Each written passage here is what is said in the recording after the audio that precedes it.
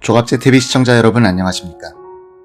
지금까지 총 5개의 UFO 납치 현상 경험 사례를 소개했습니다. 우주선에서 정자를 채취당했다. 괴의 생명체가 면도기 같은 걸로 자궁 쪽을 비볐다. 나는 반은 인간이고 반은 외계인이다. 외계인이 7세 때 뱃속에 무언가를 집어넣었다가 13세 때 배에서 아기를 꺼냈다. 외계인들이 내 전생을 보여줬다는 내용이었습니다. 하버드 의대 정신과 과장을 지낸 존 맥 박사가 1994년 쓴 납치라는 책에는 총 13개의 사례가 소개되어 있습니다. 가장 간단한 사례부터 복잡해지는 사례 순으로 이야기가 흘러갑니다. 지금까지 소개한 사례도 사실이라 믿기에는 황당한데 앞으로 펼쳐질 이야기들은 과연 무엇일지 궁금해졌습니다.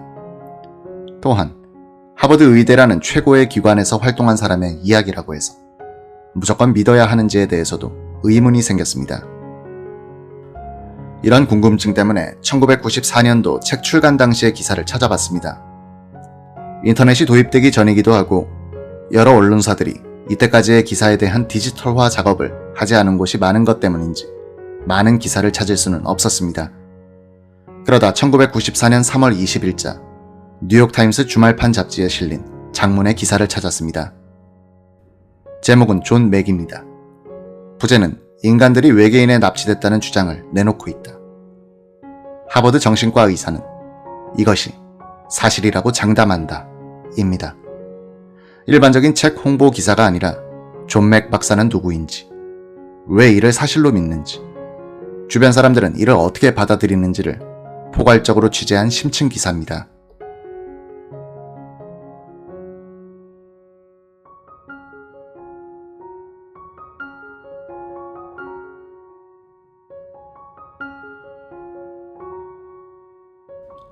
이 기사는 외계인과 성관계를 맺어왔고 하이브리드 아기, 즉 인간과 외계인의 혼종아기를 만들었다는 피터 파우스트와의 인터뷰로 시작합니다. 지난 1년 반에 걸친 8차례의 최면 치료를 통해 이런 사실을 새롭게 깨닫게 됐다는 내용입니다. 그리고 난 뒤 이런 최면 치료를 진행한 사람이 퓰리처상 수상자인 하버드 대학교 정신과 의사 존 맥이라며 그의 이야기를 소개합니다. 뉴욕타임스는 하버드 의대의 캠브리지 병원에서 근무하는 64세의 맥 교수에게 지난 몇 년간 100여 명의 UFO 납치 경험자들이 찾아왔었다고 했습니다. 이들은 맥 박사를 찾아와 외계인과 반복적으로 성관계를 한 이야기, 학문 검사를 받은 이야기, 정자와 난자를 추출당한 이야기들을 해왔다고 했습니다.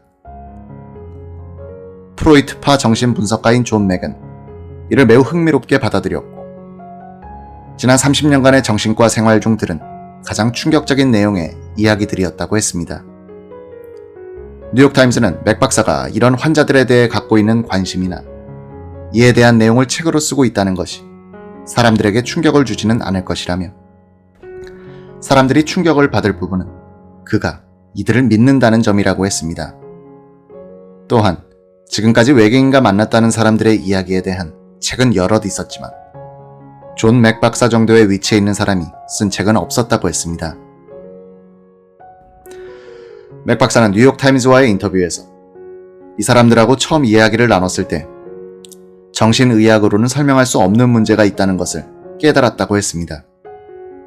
그는 이들이 말하는 내용을 들어보면 정신적인 측면과 관계가 없는 것 같았다며 정신 문제가 아니라 트라우마를 겪은 것처럼 행동했다고 했습니다. 그는 트라우마라는 것은 외부 요인으로부터 생기게 되는 것이라고 했습니다. 맥 교수는 악몽과 인간의 갈등이라는 책도 썼는데 악몽 문제에 있어서도 전문가였습니다. 그는 이들의 이야기는 꿈이 아니었다고 본다고 했습니다. 이들 모두 이야기하는 것이 일관성이 있었다고도 했습니다. 또한 사람들의 관심을 받기 위해 이런 이야기를 지어내는 것 같지 않다고 했습니다. 맥 박사는 이들은 자신들이 이런 일을 겪었다는 것을 믿고 싶지 않아 한다며 이들은 이것이 그냥 꿈일 뿐이고 미친 생각일 뿐이라는 말을 듣고 싶어 한다고 했습니다. 뉴욕타임스는 이후 맥 박사가 걸어온 길을 소개했습니다. 맥 박사는 하버드 의대의 정신의학과를 무에서부터 유로 만든 인물이라고 했습니다. 이 정신의학과를 하버드 대학교의 또 하나의 자랑으로 만들어낸 사람이라고 했습니다. 뉴욕타임스에 따르면 맥 박사는 뉴욕 출신의 독일계 유태인입니다. 요르단 지역에서 낙타를 타고 돌아다니며 아라비아의 로렌스라는 영화 주인공인 영국인 장교 로렌스의 전기를 써 1977년 퓰리처상을 받았습니다.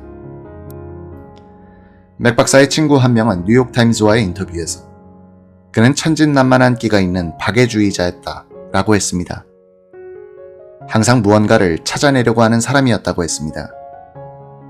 의과대학 재학 중 정신분석에 특히 관심이 많았다고 했습니다. 뉴욕타임스는 존 맥이 UFO 납치 경험자들을 만나게 된 것은 1990년 겨울, 납치 경험자들의 아버지라고 불리는 버드 홉킨스를 알게 된 뒤부터라고 했습니다. 홉킨스는 맥 교수에게 사람들 몸에 생긴 이상한 흉터와 상처의 사진을 보여주고 우주선에서 이들이 본 것들을 알려줬습니다. 맥 교수는 납치 경험자들은 이런 특이한 경험을 한 건강한 생각을 갖고 있는 사람들이었다며 이들의 이야기는 서로의 이야기와 일치하고 이들은 이런 이야기를 다른 사람들로부터 들은 것이 아니었다고 했습니다. 이들은 뭔가 영혼적인 방식으로 행동하는 것으로 보였다고 했습니다. 그는 1991년 봄부터 납치 경험자들을 만나기 시작했습니다. 친구와 동료들은 이를 만류했으나 맥을 멈출 수는 없었습니다. 맥 교수는 우리의 현실 세계에 거대하고 특이한 혼종 생산 프로그램이 침투했다며 수십만 명 혹은 수백만 명의 인생에 영향을 끼치고 있다고 했습니다. 맥 교수는 뉴욕타임스에 이들은 외계인들에 의해 당시 기억을 떠올리지 못하도록 돼 있었는데 이를 최면요법과 호흡요법으로 되돌려낼 수 있었다고 했습니다. 대다수의 납치 경험자들은 이들이 본 것이 꿈에서 일어난 일이라고 생각했다고 합니다. 맥 박사는 이를 현실 부정 행위로 봤습니다. 현실 부정에서 깨어나게 되면 실체를 볼 수 있게 된다고 했습니다. 맥 교수는 최면 과정에서 거짓된 기억을 떠올려내는 것이 가능하다는 점은 인정했다고 했습니다. 다만 이는 기억 일부일 때의 이야기라고 했습니다. 하버드 캠브리지 병원의 정신의학과 총괄로서 맥 교수의 상관이기도 한 말카 노트먼은 뉴욕타임스에 아무도 맥의 주장을 믿지 않는다며 그가 다른 분야의 일을 했으면 좋겠다. 완전히 틀린 일을 하고 있다고 했습니다. 맥 교수가 오랫동안 영혼에 대한 연구를 해왔는데 이 때문에 이 문제에 집착하고 있는 것 같다고 했습니다. 노트먼은 그러면서도 맥의 동료 중 어느 누구도 그에게 일을 멈추라고 말하지는 않을 것 같다며 다른 사람의 연구 결과를 믿는지 여부와 연구를 계속하도록 놔두는 문제는 완전히 별개의 문제라고 했습니다. 어떤 피해도 주지 않는다면 말이다 라고 했습니다. 일부 사람들은 맥의 연구가 다른 사람들에게 피해를 주고 있다고 보기도 했습니다. 맥 교수의 한 친구는 뉴욕타임스에 그가 그 자신과 그의 환자들 그리고 정신의학계에 해를 끼치고 있다는 생각이 든다고 했습니다. 34년간 함께 살아왔던 부인과의 결별로 인해 납치 문제에 집착하게 된 것 같다고도 했습니다. 그는 오스트리아 출신의 정신분석학자 빌헬름 라히가 우주의 근원 에너지라는 오르곤 에너지에 빠지게 돼 결국 그의 커리어를 망친 경우를 예로 들기도 했습니다. UFO에 회의론적인 시각을 갖고 있는 출판 매체의 필립 클라스 편집장은 납치 경험자들이 미쳤다고는 생각하지 않는다고 했습니다. 그가 만나본 납치 경험자들은 인기를 얻고 싶어하는 사람들이라고 했습니다. 원래는 오프라 윈프리 쇼 같은 곳에 출연도 못했을 사람들이 이런 주장을 해 방송에 나오고 있는 상황이라고 했습니다.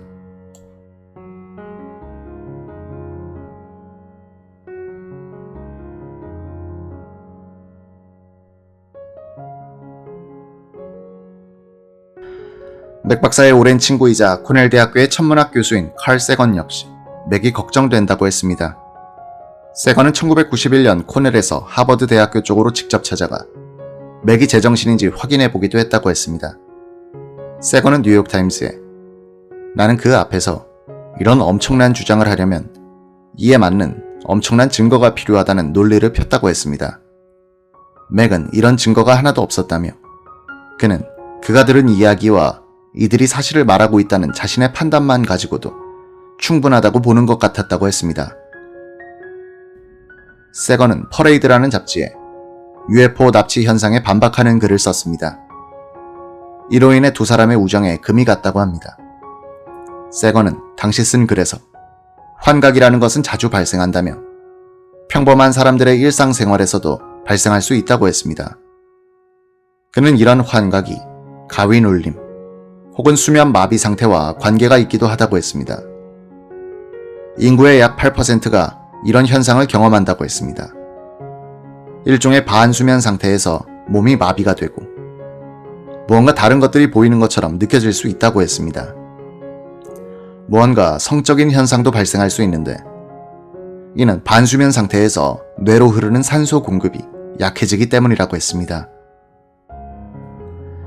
맥 교수가 홀로 이 문제를 파헤친 것만은 아니었습니다.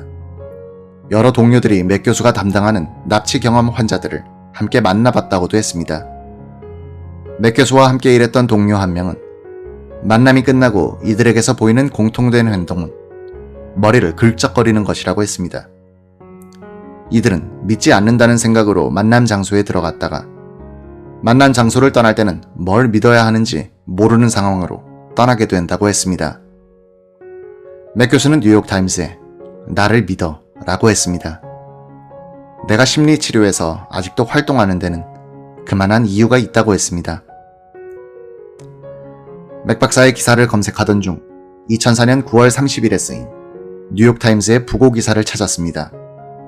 첫 문장은 퓰리처상 수상자이자 외계인과 맞닥뜨렸다고 말하는 사람들을 연구한 하버드 대학교 정신의학 분석과 존 맥 박사가 월요일 런던에서 사망했다입니다.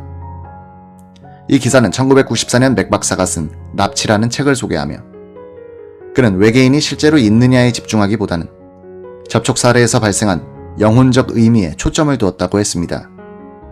그러면서 맥 박사는 납치 현상이 모든 사람들에게 있어 철학적으로나 영혼적, 사회적으로도 중요한 의미를 남긴다고 했다 라고 썼습니다. 보스턴 지역 언론이나 하버드 대학교 교내 신문도 아닌 전국지 뉴욕타임스가 약 600단어, A4용지 2쪽 분량의 지면을 할애해 맥 박사의 부고 기사를 썼다는 것은 그의 연구 결과가 순 엉터리만은 아니었다는 방증 아니었을까요? 계속해서 납치 사례들을 소개하도록 하겠습니다. 오늘 시청해주셔서 감사합니다.